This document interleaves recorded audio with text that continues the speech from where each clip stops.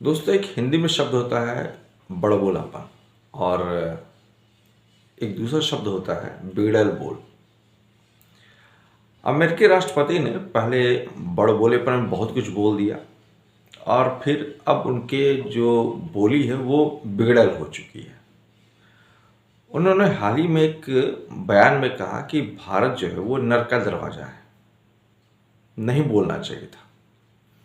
जब आप इस तरह के बयान देते हैं तो इसका लॉन्ग टर्म इम्पैक्ट पड़ता है। कहा जाता है दोस्तों कि गोली एक बार मारती है और बोली जो है वो लंबे समय तक मारती है और उसका असर काफ़ी लंबा होता है। शायद डोनाल्ड ट्रंप ने इन सारी चीज़ों को नहीं पढ़ा है और यही कारण है कि वो किसी भी देश को या किसी भी देश के बड़े राष्ट्राध्यक्ष को वो कुछ भी बोल जाते हैं। इसका नुकसान आगे चल के अमेरिका को भुगतना पड़ेगा ही।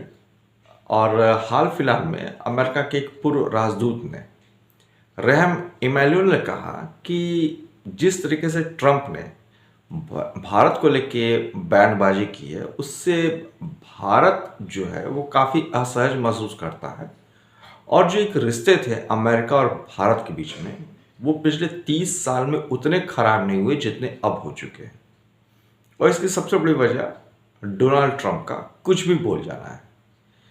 ये सिलसिला तब से शुरू हुआ जब से पिछले साल ऑपरेशन सिंदूर में भारत ने उनकी बात को सिरे से काट दिया कि उन्होंने सीज फायर नहीं करवाया है। और चूंकि डोनाल्ड ट्रंप को लगता था कि जो भी मैं कहूँगा उस पर भारत एग्री करेगा और वो कहीं ना कहीं इस माइंड सेट के साथ इस बार आए थे कि उन्हें शांति का नोबेल पुरस्कार मिल जाए। उन्हें मिला तो नहीं और अब तो मिलने की उम्मीद खत्म ही हो चुकी है, बिकॉज वो डायरेक्टली ईरान वॉर में घुस चुके हैं। और उन्होंने तो कहा भी है कि मैं ईरान को तो पाषाण काल में भेज दूंगा, send to the stone age. तो ये जो स्टेटमेंट वो देते चले जा रहे हैं, इससे उनके जो रणनीतिक साझेदार थे और उनके जो करीबी थे वो उनसे दूर होते चले जा रहे हैं। उन्होंने सिर्फ भारत को लेके नहीं, जापान, कोरिया, सबको लेके इस तरह की बयानबाजी की है जो आने वाले समय में अमेरिका के लिए मुसीबत खड़ी कर देगा। भले ही अमेरिकन इकोनॉमी बहुत बड़ी एक जायंट इकोनॉमी है, इसमें कोई दो राय नहीं है, लेकिन ये तो समझना ही होगा कि अकेले अमेरिका अगर ये सोचता है कि वो बहुत कुछ कर जाएगा तो दोस्तों ग्लोबलाइजेशन के इस दौर में अकेले सरवाइव करना संभव नहीं है किसी भी देश के लिए।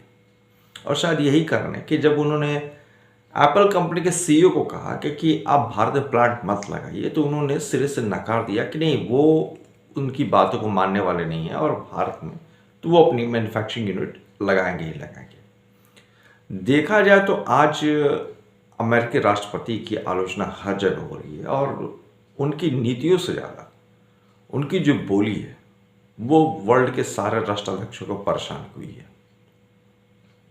हालांकि उन्होंने रहमान इमैनुअल ने कहा कि अगर वो 2028 के राष्ट्रपति चुनाव को जीत जाते हैं तो वो दूसरी बार फिर कोशिश करेंगे कि भारत और अमेरिका के रिश्ते को फिर से ठीक किया जाए, बेहतर किया जाए। और चूंकि वो लंबे समय तक प्रशासनिक क्षेत्र में रहे हैं तो उन्हें अनुभव है कि कहाँ पे क्या गड़बड़ी हो रही है अमेरिका की तरफ से, और वो वॉच कर रहे हैं डोनाल्ड ट्रंप को। तो ये तो देखने वाली बात होगी कि भविष्य में क्या स्ट्रेटजी रहती है अमेरिका की भारत को लेके। लेकिन फिलहाल तो जो ये सबको समझ में आ गया है कि अब अमेरिकन राष्ट्रपति जो है डोनाल्ड ट्रंप के बस की बात नहीं है कि वो भारत और अमेरिका के रिश्ते को फिर से मजबूत कर सके। एक उनकी बयानबाजी और दूसरा उनका झूठ बोलने का जो तरीका रहा है दोस्तों, कई बार कई मौके पर उन्होंने बिना किसी संकोच के झूठ बोला है भारत को लेके। और साथ में उनकी जो टैरिफ की नीति है उसने भी भारत को बहुत ज़्यादा डैमेज किया। और इस सब के बीच में जब वो एक मदर ऑफ ऑल डील करना चाहते थे भारत के साथ, और जिसमें उन्होंने साफ तौर पे एग्रीकल्चर सेक्टर में भारत को प्रेशर दिया कि वो डेयरी उत्पाद जो अमेरिका भारत में बेचना चाहता है उसके लिए भारत सरकार परमिशन दे, और भारत सरकार ने उसके लिए परमिशन नहीं दिया। ये बात उनको नागवार गुजरी और शायद इसी को लेके वो और ज़्यादा भड़के हुए। बट अल्टीमेटली हमारे देश के जो प्रधानमंत्री वो भी झुकने वाले कहाँ हैं।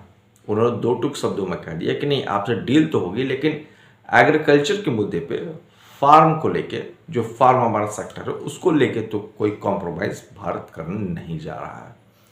और स्पेशली डेयरी प्रोडक्ट पे तो वो भारत एकदम कॉम्प्रोमाइज़ नहीं करेगा।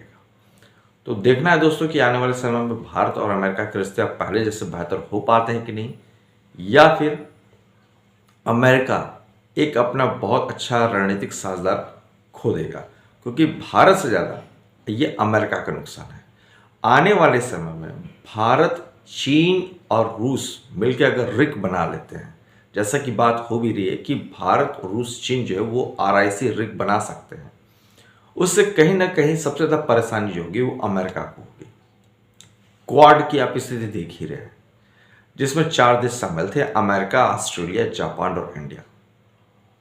वो न जाने क्यों अपने लक्ष्य से भटकता चला जा रहा है, लेकिन उसके प्लेस पे कहीं ना कहीं रिक जो है वो आगे बढ़ रहा है। तो ये तो भविष्य बताएगा दोस्तों कि अमेरिका अब आगे क्या कर पाता है, और उसके जो 2028 के बाद जो भी राष्ट्रपति चुन के आएंगे, डोनाल्ड ट्रंप तो नहीं आ रहे हैं, इसको स्वीकार करना चाहिए सबको। और वैसे वहाँ का जो गवर्नेंस सिस्टम है वो किसी को भी 2 बार से ज़्यादा राष्ट्रपति बने रहने की इजाज़त नहीं देता है। तो देखना है दोस्तों कि भविष्य में क्या होता है। आप लोग की क्या राय है जरूर बताइएगा, कमेंट सेक्शन में कमेंट जरूर कीजिएगा। जय हिंद, वंदे मातरम।